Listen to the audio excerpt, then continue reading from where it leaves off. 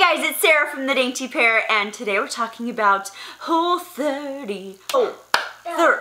Yes. Whole30 is over. It's the beginning of September, and so I did it for August, which means we talked about this in the other video, but just in case, it's 30 days of only whole food.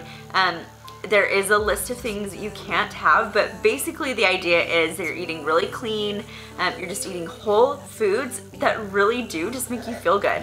And I loved doing it again. I did it in January, and we came back from like a month-long road trip with our 5 kids, and I was like, I've eaten fast food every day for 4 weeks. Yeah, so I really felt like I needed a reset, and so that's why I did it. Sometimes I feel like I'll go to a restaurant or something, which is pretty rare on Whole30 because it is super hard for me to eat out because I hate being that person that's like, what do you cook your steak with? Is it butter or oil? Or like asking the logistics or process of how they cook stuff drives me nuts, and I just am usually such a go with the flow, eat whatever. Whatever is great, I love food, I love whatever.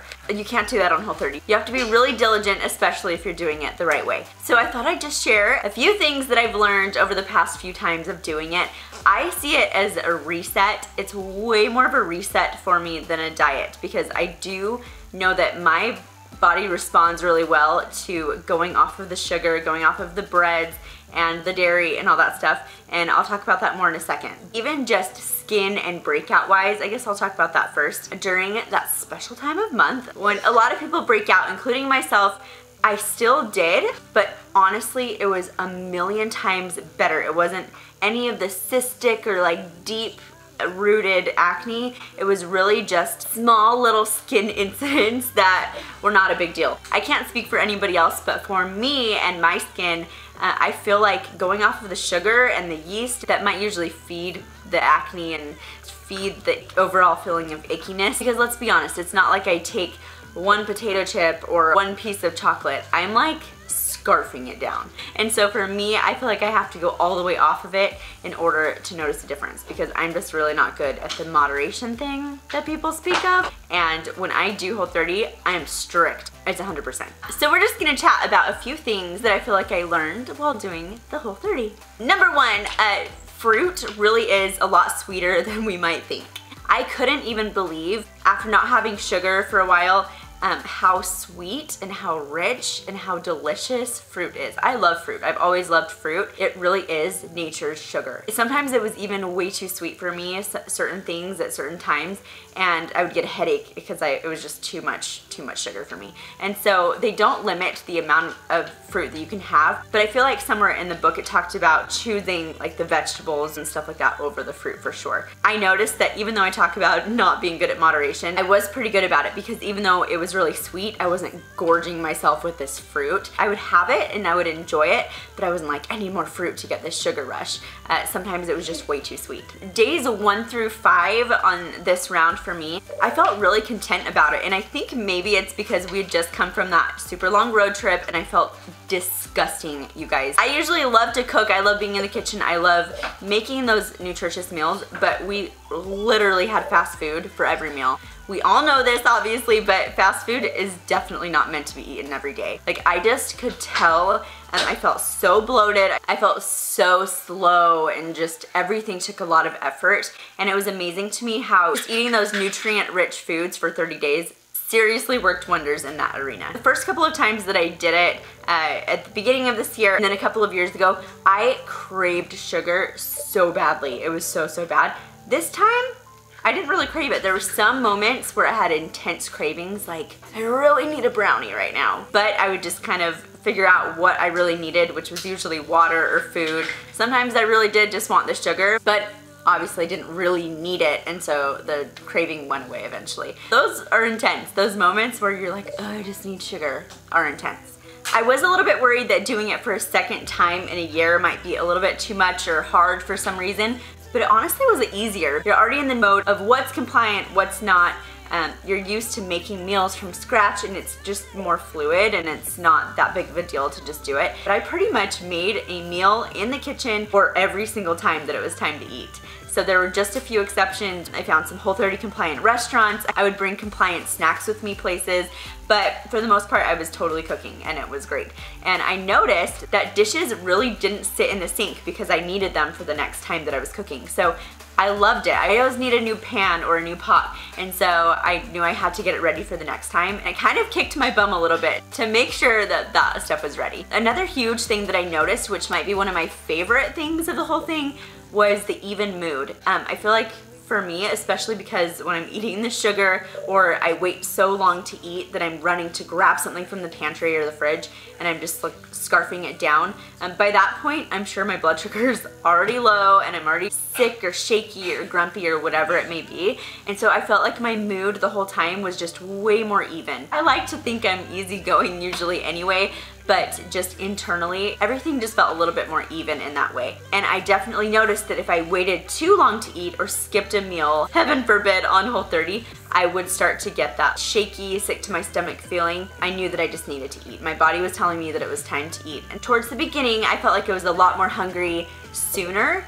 And then as the weeks went on, I felt like I could go a little bit longer in between meals. Not too long, but definitely a little bit longer, because at the beginning I felt like the clean food was just going straight through me and I just was so hungry right away. They don't limit your portions on Whole30 at all, which is why I love it. I just do not do well when I'm being restricted or having to count calories or whatever, and that's why I think I enjoy doing this. So on Whole30, and always really, but they really emphasize eating your food and focusing on doing that. So no playing on your phone, no watching TV, you're really just eating. And what I got from it is that it's letting your body and your brain communicate, and when you're done, you'll get the signal that you're full, which is pretty cool. When we're eating the sugary things or like the things with empty calories, since there's really no nutritional value, we're just kind of eating it and eating it and eating it, we're never really satiated. Even though I totally enjoy junk food, that's definitely something that I partake of. But I can totally recognize the truth in that. Another one of my favorite parts was that everything in my fridge that I bought got used. Nothing went to waste. I feel like I try and be cautious and mindful of about not wasting food because that's just how I was raised. But I will say that when I'm not doing Whole30, sometimes things in the fridge will spoil because if I'm hungry in a hurry and I just haven't prepared well and I'm eating whatever, I'll choose to go to the pantry instead of the fridge. And when you have to go to the fridge, everything in the fridge gets used, which is so great. Another thing is that a lot of people are really good at meal planning on Whole30. I am not. So you definitely don't have to be a great planner to do it. You do have to plan to an extent because you have to know like, okay, where am I gonna be in a few hours? Will I be able to have access to food that's compliant? But I'm not like preparing little containers for the next day. I'm really just getting a bunch of groceries at the beginning of the week that sound good and that I know that we like to eat, and then kind of just letting the day and my palate guide me to what sounds good. I rarely used a cookbook during this. I do have the Whole30 cookbook, but I didn't use it a whole lot. I kind of just made things up as I went along and experimented and did things on the grill and whatever else. For me and my kids and my husband, that's what works. Speaking of my husband, he did a whole 13 hours with me, so good job, Tom. It was a good run. He did eat everything that I ate, which was compliant. So all the meals I made for my family were compliant. So all my kids' meals, they pretty much ate it with me, except I did, of course, let them have string cheese or milk, or I wasn't making special meals for them. I wanted to talk about the effects on your body the first few days of doing Whole30, just in case nobody's told you. Maybe it won't happen to you, which would be awesome. But for me, again, the first few days, I totally got a migraine. Oh, I just felt so tired and had a migraine. And so I definitely plan for that now. One thing that I feel like I definitely need to be better about, not just on Whole30, but all the time, is drinking more water. This is crazy, but this is my first year not being pregnant over the past 6 years or so. And I was so sick that I couldn't drink a lot of water. I did get a lot of my fluid through IVs, and so I just knew that drinking wasn't gonna make me feel good. I knew I was gonna throw it right up. So I'm still kind of in the habit of not drinking as much as I should, and so I think that that might help the migraines and such, especially towards the beginning of Whole30. So there's like maybe a little tip that could help if you're feeling that.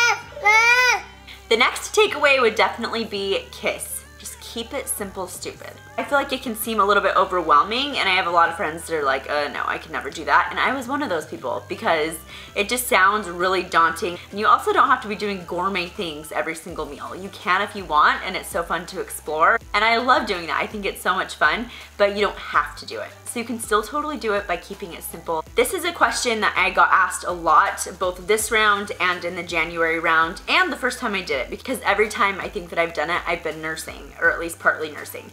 I have heard that there are some people that will incorporate oats into it.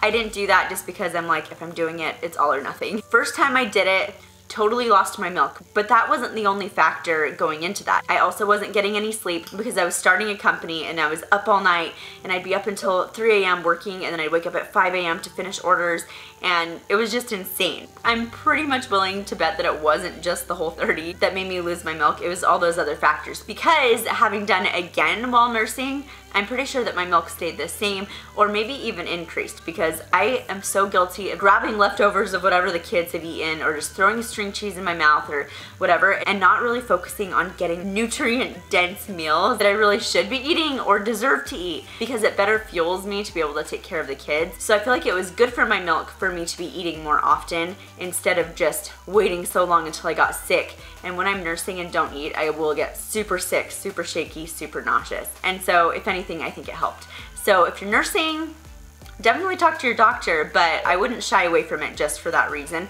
I would just make sure you're making up for it by eating enough and drinking enough water. Water is huge. And I actually did drink a ton of water in the January round because I knew I wanted to keep nursing and I didn't want to lose my milk. I was really, really focused on that. And this time we were more on the tail end of nursing and she's eating food. But when I was drinking that water and eating the nutritious food, my milk did great. So hopefully that's the case for you too. I would say one of the lasting effects from doing Whole30 is the way that your brain thinks about food is totally different. The reprogramming of going to the fridge or the fruit bowl instead of the pantry can be kind of tricky, maybe a little bit hard, but it totally can be done. Okay, before I forget, the other question that I also got was about weight or changes in the body. This might totally be disappointing, but I don't have a scale. I don't weigh myself. I didn't weigh myself before it, and I haven't weighed myself since.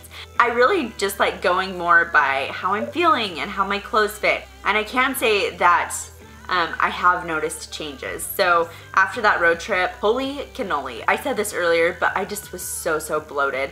I could tell that my fingers were super swollen. One of the other awesome things is that I put back on my wedding ring. I don't necessarily know if it was like a weight loss thing or if it was eating foods that aren't as inflammatory. I don't know what it is, but that's always exciting when you can put on your original wedding ring for sure. So that's definitely a win. I know sometimes people in the Whole30 community will call it a non-scale victory, an NSV, I think that's what it is, which basically is just looking for wins that don't have to do with a scale. And I totally agree with that. That's kind of been my motto for a long time anyway, and so that kind of resonates with me. The hardest part of the entire thing had to be our trip to Utah. There were so many things that I really wanted to eat, places I wanted to visit, new restaurants. I have friends that own amazing dessert restaurants and I just wanted to go eat all of that stuff. But definitely that was the single hardest week of the entire thing. I ended up going to Costco as soon as we landed. I bought fruit, I bought some compliant meat, and I got a cooler and some ice, and I kept it in the backseat of the car. Like a freak. But it was worth it. I didn't end up calling it a Whole21 like I was really tempted to do. We did the whole Whole30. And I'm really glad that I did, because I actually feel like the last week of the Whole30 is when I noticed a few of the bigger changes within me, with the way that my clothes fit, etc. So all in all, it was worth it, right? There we have it. I'm gonna try and share some of the meals with you guys that I made. On my Instagram stories, I do have a highlight section for Whole30 meals, and so if you want to check it out, you can also find it there. It's just at the Dainty Pear. Hopefully that was helpful if you're considering doing Whole30. If you're planning on doing it, you've totally got this. Because I'm pretty sure the first time I heard of it, I was like, no way. That doesn't even sound appealing to me. And then I kind of liked the challenge of it and getting to reap the benefits of it throughout the journey of the Whole30. So that's all for now. Thank you guys so much for stopping by, and I will talk to you later.